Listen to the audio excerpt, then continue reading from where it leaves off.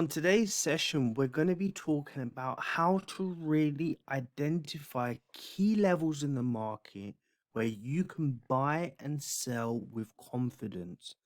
Because far too often, what traders are doing is they're drawing way too much information on their charts. And then this becomes very confusing and messy.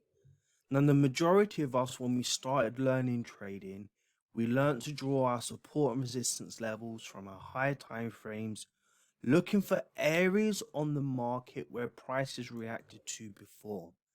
Now, I'm not saying what I'm doing right now is 100% perfect, but what I do know is that this is an illustration of how traders draw their support and resistance levels.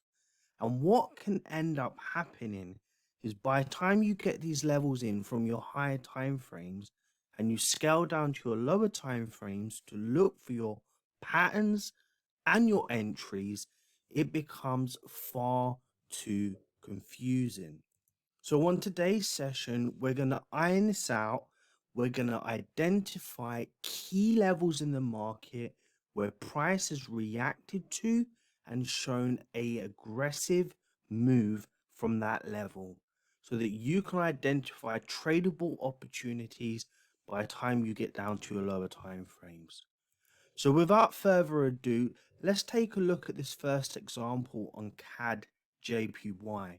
Now, when we're looking at this, what I want you to understand is we're not going to be gathering any evidence from the left. We're going to just be simply identifying an area in the market where price has come to, has shown you no signs of why it has rallied from that area, and then identify what happens when price comes back to it. Now, it sounds simple, but there are a few factors that we have to consider before we do this. So if we look at this example, we can see here in and around this area, price has come to and immediately has rallied to the downside. Now, there's no supporting evidence to the left to help us to identify why this has happened. But what this could mean is that this is an area where sellers are sitting. So what we can do with this information is we can take a simple line from where this reaction has happened to in the past and we can drag it to the right. Now, we never know when price is going to come back to this level, but what we do know is that there is a high chance in the future that if price gets back to this level, there may be a reaction. Now, is this enough to support why we should be selling? Absolutely not. But what we can now start to do is delve deeper into the behavior of how prices come back to this level. So if we analyze this market structure off the bat, what we can see is over the past couple of weeks, price action was pushing to the upside. Price was making higher lows, higher highs, and higher lows. Now, this is indicating a strong bullish sentiment in the market. Off of the back of those higher lows and higher highs, we had a very strong bullish candle to the upside. Now, we don't know that the market's going to reverse, and we don't know if the market's going to turn around. But what we can now start to gather is evidence and confirmation to identify what is happening at that level. So based on the information that we have here, which is bullish structure technically, with the higher highs and higher lows, we now have a strong bullish candle into this previous structure, and then immediately look what we have. We have a depletion of that bullish pressure in the market at this significant level where prices rallied from before. So how do we work with this data?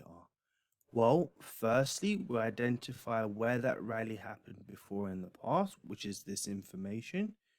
We see how price is coming back to this level in terms of the structure, which is a bullish structure, bullish behavior, And then we start to identify how price is reacting at that level, which is a depletion in that bullish pressure, which is evident of two daily candles showing evidence that it's failing to break above this structure.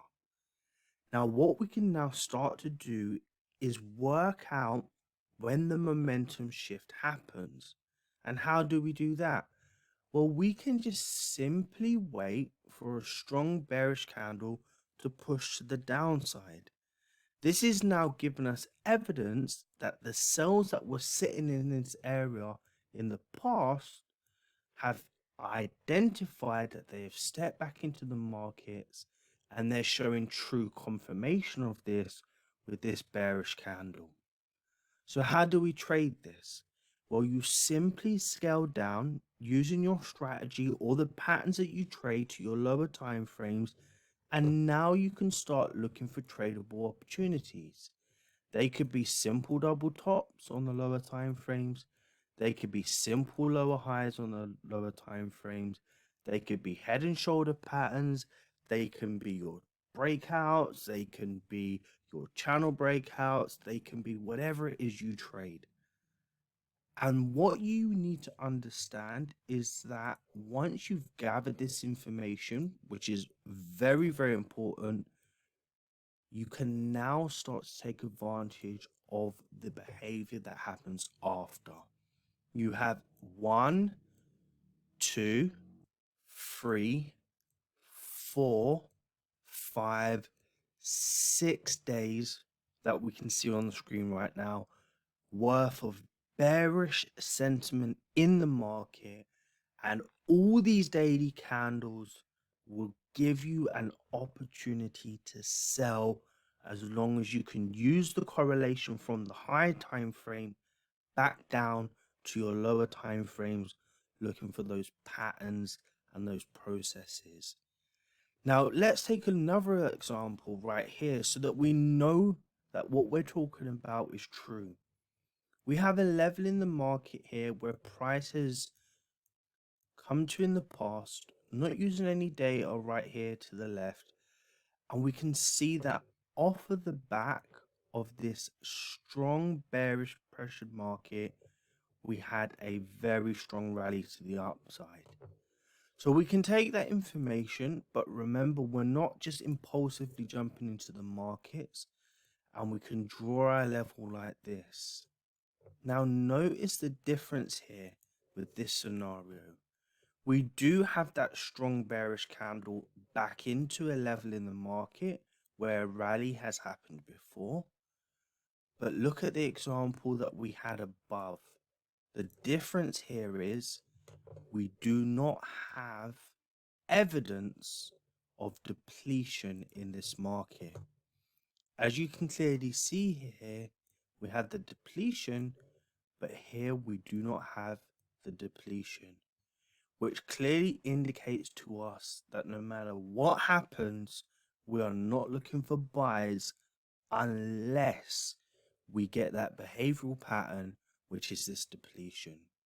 So a very simple example, very powerful example, and this can be adapted to any strategy you trade, regardless whether you're a support and resistance trader, a supply demand trader, whether you trade structure based on lower highs, higher lows, Fibonacci's. I really don't care what it is you trade. It can be traded across the board. So let's take a look at another example right here. So here we have an example on Aussie dollar JPY. Now let's take a look at this process again. We're looking for an area in the market where prices come to with no data to the left to indicate why price will then rally from this level. And what we're going to do is identify how much this market has rallied off of the back of a strong uptrend. So this becomes a significant area in the market. Once we gather this information, we can then join the dots from right to left and we can start to see how price reacts around this level when it comes back to it. Now, again, we never know when it's going to come back to it, but that's what our plan will be. Now, a lot of traders will see this and say to themselves, well, this is very strong bullish market structure.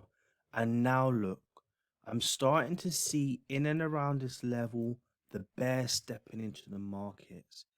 And because of fear of missing out, what they will eventually do is they'll take this data and they'll draw levels like this and start to say to themselves, well, now this is starting to look like price is failing to push up.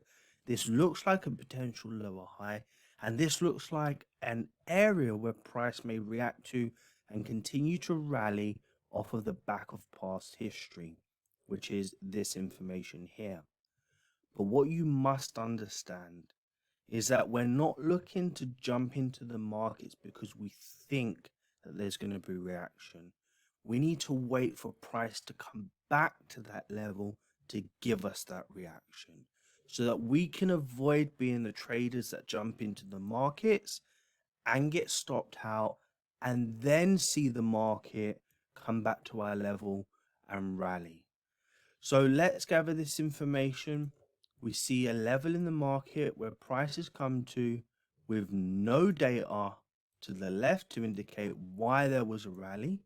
This is indicating sellers must be in the market in and around this area, and we've identified this. Now what we can do is we can wait patiently for the market to come back to this level. Now, this scenario is slightly different because we don't have strong bullish pressure coming back into this structure. But what we do have is a significant reaction from this level where we can see on this day, the bulls were pushing really strong into this level off of the back of this uptrend, and we had a strong reaction. Now, does this mean that we're going to sell the market straight away? Well, absolutely not. Because if we decide to take this trade based on a pin bar, technically what that means for us is we're going to have our entry below this level here and our stop loss above this level here. And then what that means for us is the range of our potential target becomes increasingly big.